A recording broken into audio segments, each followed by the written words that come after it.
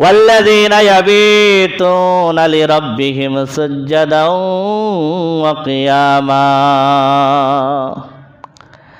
রহমানের বান্দাদের আরেকটা গুণ হলো তারা দাঁড়ানো অবস্থায় এবং সাজদারত অবস্থায় তাদের রাতকে অতিবাহিত করে।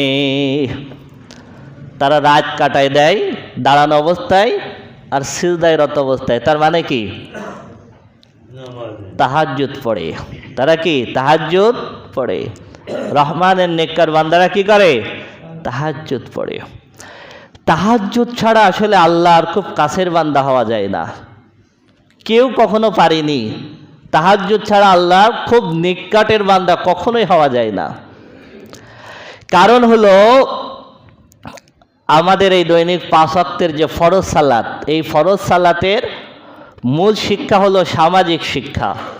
সবাই একসঙ্গে আসবে, কাতারবদ্ধভাবে দাঁড়াবে, গায়ে গায়ে মিলে দাঁড়াবে, ধনী গরিবের ভেদাভেদ নেই, এক ইমামের নেতৃত্বে আনুগত্য করবে। এই সামাজিক শিক্ষাটাই বেশি।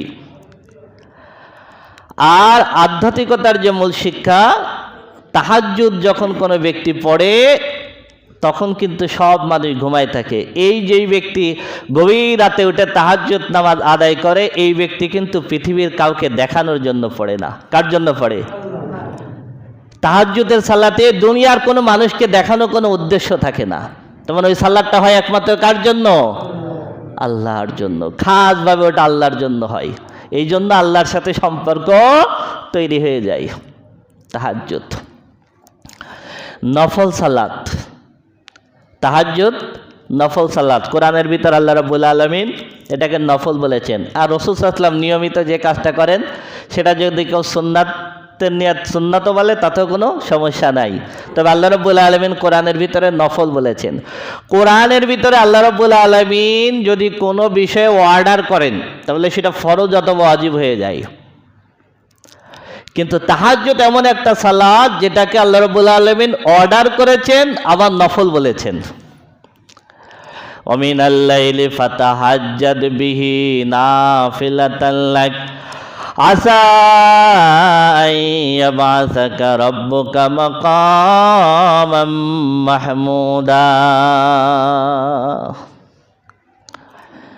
আল্লাহ রাব্বুল আলামিন এর আগে 5 ওয়াক্ত সালাতের বর্ণনা করেছেন। আল্লাহ রাব্বুল আলামিন এই 5 ওয়াক্ত সালাতের বর্ণনা দেওয়ার পর আল্লাহ রাব্বুল আলামিন তার হাবিবকে বলতেছেন ওয়ামিনাল লাইলি ফাতাহাজ্জাদ বিহি, রাতের কিছু অংশে আপনি তাহাজ্জুদ আদায় করবেন, তাহাজ্জুদের নামাজ পড়বেন রাতের কিছু অংশে। ফাতাহাজ্জাদ বিহি নাফিলাতান লাক, এটা আপনার জন্য নফল। এটা হলো আপনার 5 ওয়াক্ত সালাতের পরে অতিরিক্ত দিলাম আমি আল্লাহ। এই অতিরিক্ত তাহাজ্জুদের নির্দেশ দিলাম রাতের কিছু অংশে আপনি এটা আদায় করবেন। আসা আইয়াবাসাকা রাব্বুকা মাকামাম মাহমুদা, যদি এই তাহাজ্জুদ আপনি আদায় করেন তাহলে আশা করা যায় আল্লাহ রাব্বুল আলামিন জান্নাতে আপনাকে মাকামে মাহমুদে পৌঁছায় দিবেন। সুবহানাল্লাহ, সুবহানাল্লাহ। মাকামে মাহমুদ জান্নাতের সবচেয়ে সম্মানিত আসন। সুবহানাল্লাহ। যে আসন মুহাম্মদ রাসূলুল্লাহ সাল্লাল্লাহু আলাইহি সাল্লামের জন্য। আল্লাহ বলতেছেন আপনাকে আমি 5 ওয়াক্ত সালাত দিলাম, এরপরে বললাম রাতের কিছু অংশে আপনি একটু তাহাজ্জুদ পড়বেন, এটা আপনার জন্য অতিরিক্ত দিলাম, নফল হিসেবে দিলাম। তবে যদি এই অতিরিক্ত নফলটুকু আপনি আদায় করেন তাহলে আশা করা যায় আমি আল্লাহ আপনাকে মাকামে মাহমুদে পৌঁছায় দিব। সুবহানাল্লাহ, সুবহানাল্লাহ। عن أبي هريرة رضي الله تعالى عنه قال قال رسول الله صلى الله عليه وسلم أفضل الصيام بعد شهر رمضان صيام شهر الله المحرم أفضل الصلاة بعد الفريضة صلاة الليل। আবু হুরায়রা রাদিয়াল্লাহু তাআলা থেকে বর্ণিত হাদিস, তিনি বলেন রাসূলুল্লাহ সাল্লাল্লাহু আলাইহি সাল্লাম ইরশাদ ফরমান, রমজানের রোজার পরে সর্বোত্তম রোজা হলো মুহররমের রোজা। রমজানের রোজার পরে সর্বোত্তম রোজা হলো মুহররমের রোজা। ফরজ সালাতের পরে সর্বোত্তম সালাত হলো তাহাজ্জুদের সালাত। সর্বোত্তম সালাত হলো তাহাজ্জুদের সালাত। الذين يقولون ربنا إننا آمنا فاغفر لنا ذنوبنا وقنا عذاب النار الصابرين والصادقين والقانتين والمنفقين والمستغفرين بالأسحار। এখানে আল্লাহ রাব্বুল আলামিন জান্নাতি বান্দাদের কয়টা গুণ বর্ণনা করছেন। জান্নাতি বান্দা তারাই যারা আল্লাহর কাছে দোয়া করে, আল্লাহ তোমার প্রতি ঈমান এনেছি, সুতরাং তুমি আমাদের জীবনের গুনাহগুলো মাফ করে দাও, সুবহানাল্লাহ। তুমি আমাদেরকে জাহান্নাম থেকে মুক্ত করে দাও, সুবহানাল্লাহ। এরপর আল্লাহ রাব্বুল আলামিন আস-সাবিরিন, তারা হলো ধৈর্যশীল। আস-সাদিকিন, তারা হলো সত্যবাদী, সবসময় সত্যবাদার কথা বলে। ওয়াল কানিতিন, তারা হলো বিনয়ী।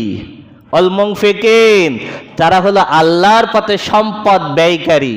ওয়াল মুস্তাগফিরিনা বিল আসহার, আর তারা হলো ওই ব্যক্তি যারা শেষ রাত্রে আল্লাহর কাছে ক্ষমা প্রার্থনা করে। সুবহানাল্লাহ, সুবহানাল্লাহ। এখানে কয়টা গুণ বলেছেন? বিশেষ গুণ বলেছেন 5টা। ধৈর্যশীল, জান্নাতি বান্দারা ধৈর্যশীল হয়, সত্যবাদী হয়, বিনয়ী হয়, আল্লাহর পথে সম্পদ ব্যয় করে, আর শেষ রাতে আল্লাহর কাছে ক্ষমা প্রার্থনা করে। عن عبد الله بن سلام رضي الله تعالى عنه قال قال رسول الله صلى الله عليه وسلم أفشوا السلام وأطعموا الطعام وصلوا والناس نعام تدخل الجنة بسلام। আব্দুল্লাহ ইবনে সালাম রাদিয়াল্লাহু তাআলা থেকে বর্ণিত হাদিস, তিনি বলেন রাসূল সাল্লাল্লাহু আলাইহি ওয়াসাল্লাম ইরশাদ ফরমান, 3টা কাজ করো। এক, বেশি বেশি মানুষকে সালাম দাও, বেশি বেশি মানুষকে সালাম দাও।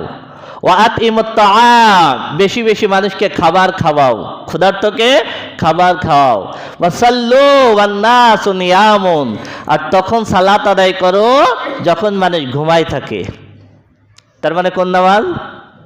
তাহাজ্জুদ। তখন সালাত আদায় করো যখন মানুষ ঘুমায় থাকে। বেশি বেশি সালাম দাও, বেশি বেশি খাবার খাওয়াও, আর তখন নামাজ পড়ো যখন মানুষ ঘুমিয়ে থাকে। এই 3টা কাজ করো, আর তাদখুলুল জান্নাতা বিসালাম, শান্তির সাথে জান্নাতে ঢুকে যাও। সুবহানাল্লাহ। এই 3টে কাজ করো আর জান্নাতে ঢুকে যাও। বলেছেন কে? মুহাম্মদ রাসূলুল্লাহ সাল্লাল্লাহু আলাইহি ওয়াসাল্লাম। والذين يقولون ربنا اصرف عنا عذاب جهنم إن عذابها كان غراما إنها ساءت مستقرا ومقاما। রহমানের বান্দাদের পরের গুণ আল্লাহ রাব্বুল আলামিন বলতেছেন যে রহমানের বান্দা তারাই যারা আল্লাহর কাছে জাহান্নাম থেকে ক্ষমা প্রার্থনা করে আর বলে, আল্লাহ জাহান্নামকে তুমি আমাদের থেকে দূরে সরাই দাও। তার মানে ইমানদাররা জাহান্নামকে ভয় পায়, ইমানদাররা জাহান্নাম থেকে আল্লাহর কাছে ফানা চায়, আল্লাহর কাছে ক্ষমা প্রার্থনা করে আর বলে, আল্লাহ জাহান্নামকে আমাদের থেকে দূরে সরাই দাও। ইন্না আযাবাহা কানা গরামা ইন্নাহা সাআত মুস্তাকাররা ওয়া মুকামা। কত কঠিন কথা! আল্লাহ জাহান্নামের আযাব তো ধ্বংস করে দেয়। জাহান্নামের আযাব যাকে পাকড়াও করবে সে তো ধ্বংস হয়ে যাবে। আর জাহান্নাম হলো আবাসস্থল হিসেবে, বসবাসের জায়গা হিসেবে কতই না নিকৃষ্ট জায়গা। আল্লাহ এই জাহান্নাম তুমি আমাদের থেকে দূরে সরাই দাও, এই দোয়া করে। তার মানে ইমানদারদের আর একটা গুণ হলো বেশি বেশি জাহান্নাম থেকে আল্লাহর কাছে মাপ চাইতে হবে, আল্লাহর কাছে মাপ চাইতে হবে। والذين إذا أنفقوا لم يسرفوا ولم يقتروا وكان بين ذلك قواما।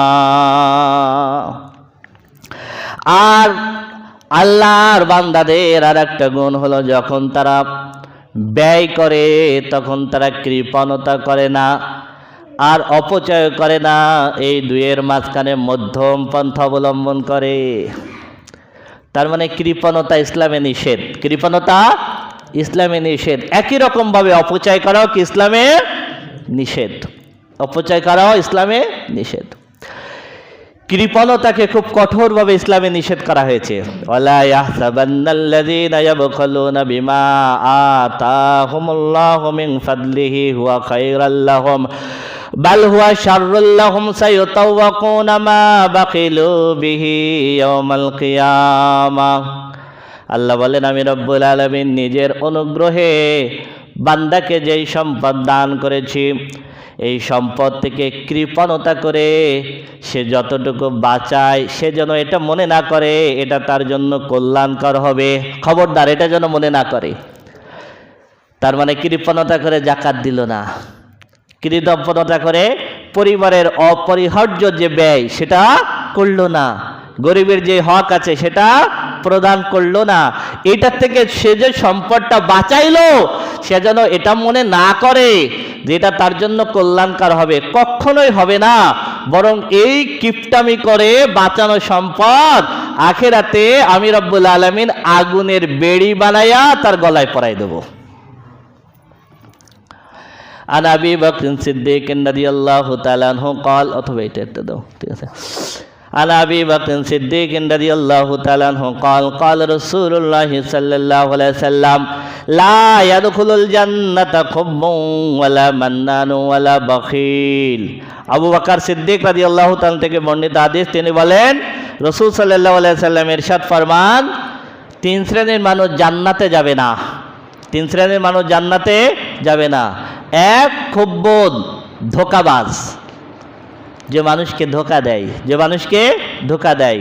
মান্নান, ছগলখোর, যে মানুষের ভিতর কথা লাগায়, মানুষের ভিতরে যে কথা লাগায়। দুইটা বিশেষ কারণে কবরের আযাব হবে।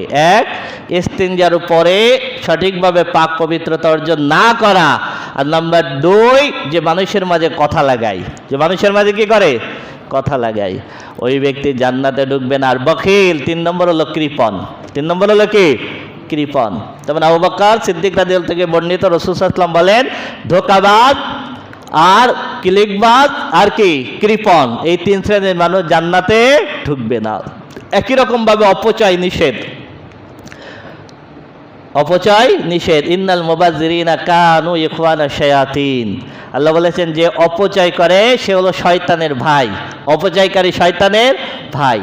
হযরতে সাদ রাদিয়াল্লাহু তাআলা আনহু একদিন ওযু করতেছেন, ওযু করতেছেন নদীর পাড়ে বসে, এরকম খালের পাড়ে বসে ওযু করতেছেন। সেখানেও তিনি সাদ রাদিয়াল্লাহু তাআলা এমনি স্বাভাবিকভাবে ওযু করতেছেন, একটু অপচয় দেখে রাসূল সাল্লাল্লাহু আলাইহি ওয়াসাল্লাম জিজ্ঞেস করতেছেন, হে সাদ, এ কেমন ধরনের অপচয়? সাদ রাদিয়াল্লাহু তাআলা বলে, আল্লাহর হাবিব, ওযুর ভিতরে কি অপচয় আছে? রাসূল সাল্লাল্লাহু আলাইহি ওয়াসাল্লাম বললেন, হ্যাঁ, ওযুর ভিতরে অপচয় আছে, যদিও তুমি প্রবাহিত নদীর কূলে বসে ওযু করো। তার মানে নদীর কূলে বসেও যদি তুমি ওযু করো, তোমার ওযুর জন্য যতটুকু লাগবে তার থেকে বেশি ব্যবহার করতে পারবা না। যদি ব্যবহার করো সেটা অপচয়, যদি ব্যবহার করো। আর আমরা তো ট্যাপ ছেড়ে দিয়ে ব্যবহার করি না, খুব কম, যতটুকু প্রয়োজন তার থেকে বেশি অপচয় করা যাবে। ঈমানদার অপচয় করে না, কৃপণতাও করে না, জীবনে সব ক্ষেত্রে মধ্যম পন্থা অবলম্বন করে, মধ্যম পন্থা অবলম্বন করে।